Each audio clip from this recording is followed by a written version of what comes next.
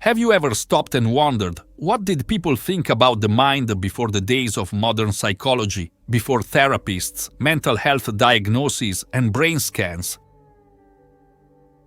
Believe it or not, some of the ideas that deeply shape how we think about ourselves today were born centuries ago in a world of monks, philosophers, and revolutionary artists. Picture a dimly lit monastery library. A scholar hunches over a worn parchment, carefully copying the works of Aristotle.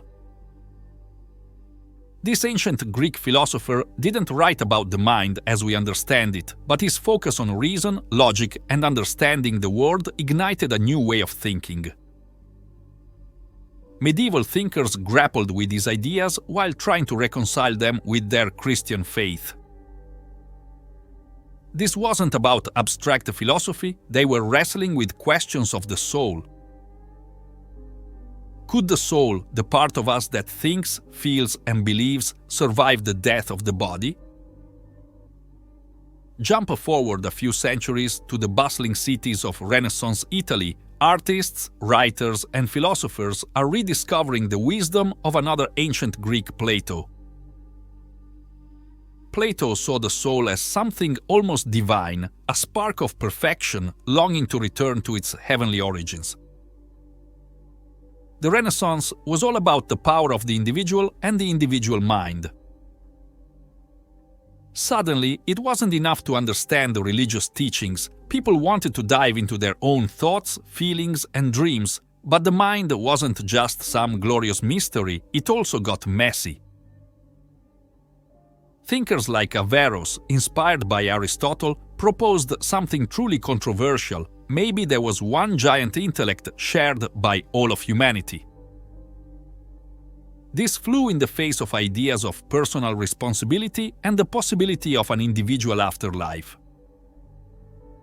Meanwhile, doctors dissecting bodies started gaining shocking insights into the connection between mind and matter. Where did emotions come from? Were they products of the soul, or were they somehow linked to beating hearts and churning stomachs? Then there were figures like Michel de Montaigne, the master of the introspective essay. He wasn't about grand theories, but about turning a skeptical eye to his own experience. Why do my opinions keep changing? Why does my mood shift so easily? This skepticism wasn't despair, it was an invitation for more rigorous study of the mind's inner workings. And of course, we can't forget René Descartes and his famous "I think therefore I am."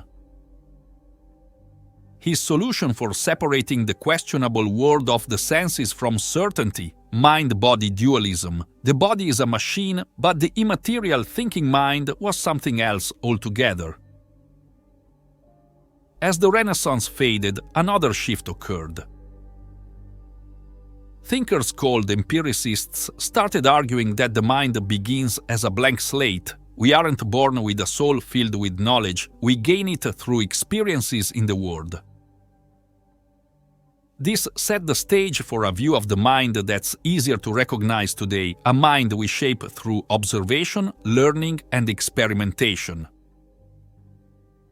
This was the extraordinary intellectual journey that paved the way for modern psychology. It's more than just historical curiosity. There are debates about free will, the relationship between mind and body, and the ever-elusive nature of self-knowledge still echo in our own time. If you want to learn more about this fascinating journey, click on the link in the description to get our book, The Mind Before Psychology, Medieval and Renaissance Musings.